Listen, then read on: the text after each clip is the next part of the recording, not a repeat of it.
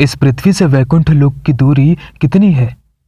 वैकुंठ धाम कहाँ है और क्या है इसका रहस्य? धरती का वैकुंठ किसे कहते हैं? इन सभी सवालों के जवाब हम आपको इस वीडियो में देने वाले हैं, इसलिए वीडियो को अंत तक जरूर देखें। भगवान विष्णु जिस लोक में निवास करते हैं उस लोक को वैकुंठ धाम कहा जाता है। वैकुंठ धाम ब्रह्मांडकर्ता विष्णु की दुनिया है। कार्तिक माह की चतुर्दशी को वैकुंठ चतुर्दशी के नाम से भी जाना जाता है।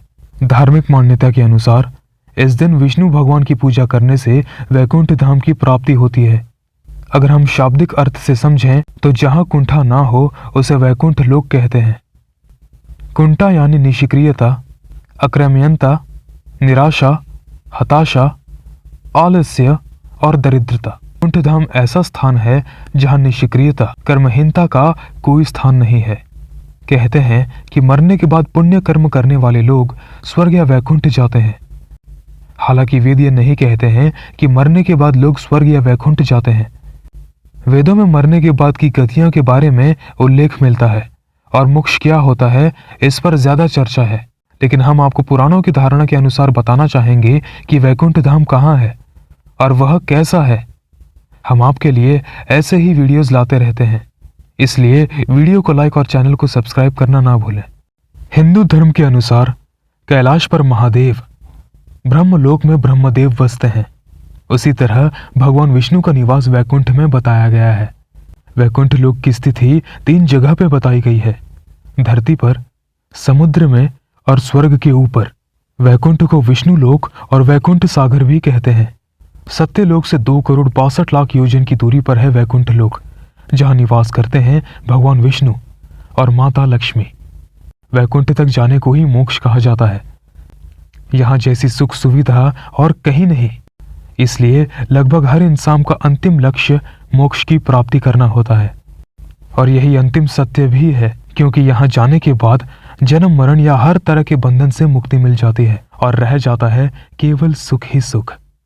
इसलिए वैकुंठ को ब्रह्मांड का अंत भी कहा जाता है।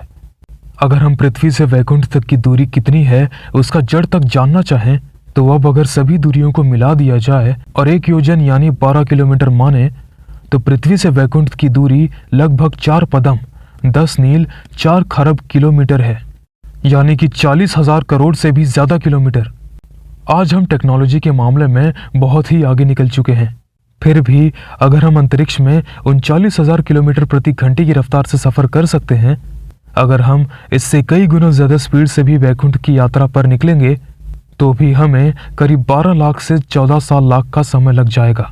यानी आज की टेक्नोलॉजी के हिसाब से हम वैकुंठ धाम कभी नहीं पहुंच सकते और आगे भी ऐसी कोई टेक्नोलॉजी विकसित नहीं की जा सकती।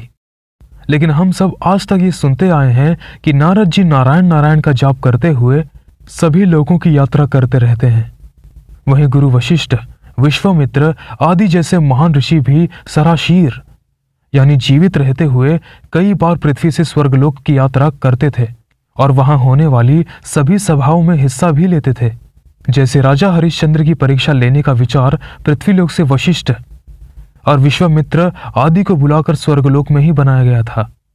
दरअसल ये सभी ऐसा इसलिए कर पाते थे क्योंकि उन्होंने अपने तपोबल से, मन की गति से कहीं भी आने जाने की शक्ति प्राप्त कर ली थी। इसलिए वे कुछ मिनटों या घंटों में पृथ्वी से इन लोकों तक की यात्रा आसानी से कर लेते थे। यानी भौतिकता या टेक्नोलॉजी के सहारे तो कभी नहीं, लेकिन धर्म, अध्यात्म, भक्ति, योग, तप और पुण्य कर्मों के रास्तों से वहां तक क्षण भर में ही पहुंचा जा सकता है। धरती पर बद्रीनाथ, जगन्नाथ और द्वारिकापुरी को भी वैकुंठ धाम कहा जाता है। चारों धामों में सर्वश्रेष्ठ हिंदुओं का सबसे पावन तीर्थ बद्रीनाथ अलकनंदा नदी के बाएं तट पर नीलकंठ पर्वत श्रृंखला की पृष्ठभूमि में स्थित है। भारत के उत्तर में स्थित यह मंदिर भगवान विष्णु का दरबार माना जाता है। बद्रीनाथ धाम में सनातन धर्म के सर्वश्रेष्ठ आराध्य देव श्री बद्री नारायण भगवान के 5 स्वरूपों की पूजा अर्चना होती है। तुलसीदास जी ने रामचरितमानस में बताया है कि कलयुग में मोक्ष प्राप्ति बहुत आसान है। प्रेम से श्री हरि का लगातार नाम जपते रहने से मोक्ष की प्राप्ति की जा सकती है। और ऐसे ही वीडियोस देखने के लिए वीडियो को लाइक और हमारे चैनल को सब्सक्राइब करें।